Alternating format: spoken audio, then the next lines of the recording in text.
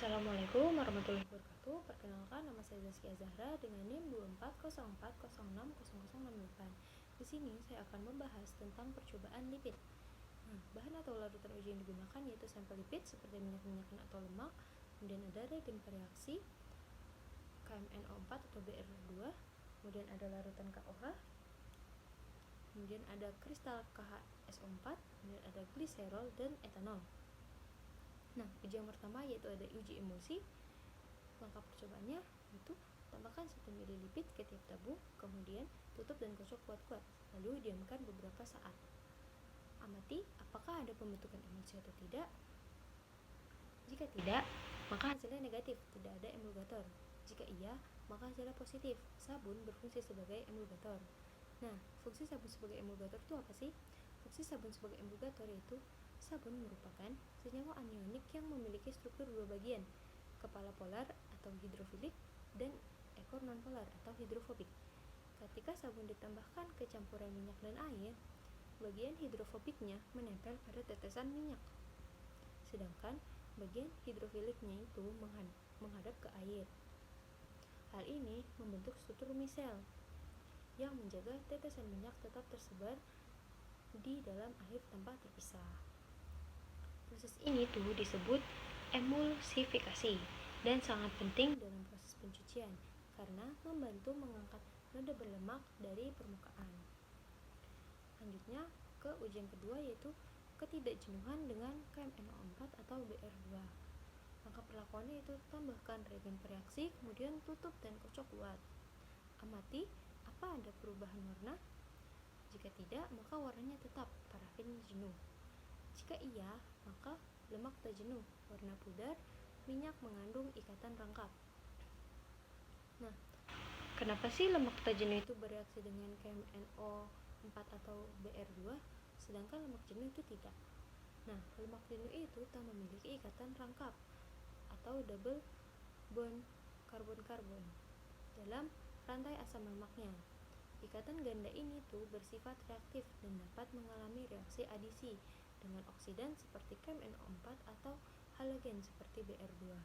Dengan KMNO4, ikatan rangkap teroksidasi, kemudian memutuskan ikatan dan menghasilkan asam karboksilat, sekaligus memudarkan warna ungu KMNO4. Dengan BR2, terjadi adisi brom, membentuk senyawa dibromida, kemudian memudarkan warna coklat. BR2. Kemudian uji yang ketiga yaitu ada uji akrolein. Langkah percobaannya yaitu tambahkan kristal KHSO4 dan panaskan hingga mendidih. Kemudian amati apakah ada bau atau tidak. Jika tidak ada, maka hasilnya negatif, tidak ada akrolein dan gliserol bebas. Jika berbau tajam atau tidak sedap, itu positif, akrolein, dan terjadi dehidrasi gliserol. Mengapa sih timbul bau akrolein dari gliserol? Pemanasan dengan KHSO4 itu menyebabkan dehidrasi gliserol, dan terjadilah pelepasan dua molekul dari air gliserol, yaitu C3H8O3 menjadi C3H4O plus 2H2O. Kemudian terbentuklah akrolein yang berbau tajam atau tidak sedap. Bau akrolein ini menandakan gliserol itu telah terurai. Uji yang keempat itu ada uji bilangan asam. Langkah percobaannya itu tambahkan sampel dan etanol 50 ml, kemudian panaskan 10 menit sambil diaduk, lalu titrasi dengan KOH. Kemudian hitung bilangan asam. Jika nilainya rendah, tidak ada asam lemak bebas. Jika nilainya tinggi, ada asam lemak bebas, minyak rusak, atau tengik. Arti dari bilangan asam yaitu adalah indikasi asam lemak bebas hasil hidrolisis atau oksidasi. Nilai tinggi menandakan minyak rusak atau tengik. Nilai rendah menandakan minyak masih baik atau segar. Kemudian uji yang terakhir itu ada uji bilangan penyambunan. Maka perlakuannya yaitu tambahkan sampel dan KOH 50 ml, kemudian didihkan hingga semua tersambungkan, lalu tambahkan 5 tetes indikator PP, kemudian titrasi dengan HCl. Hitung bilangan penyambunan. Jika nilainya rendah, berat molekul rata-rata itu tinggi. Jika nilainya tinggi, berat molekul rata-ratanya itu rendah. Arti bilangan penyambunan yaitu indikasi panjang rantai asam lemak bebas. Nilai tinggi itu asam lemak rantai yang pendek atau berat molekul rata-rata itu rendah, dan nilai rendah asam lemak rantainya itu panjang atau berat molekulnya itu tinggi.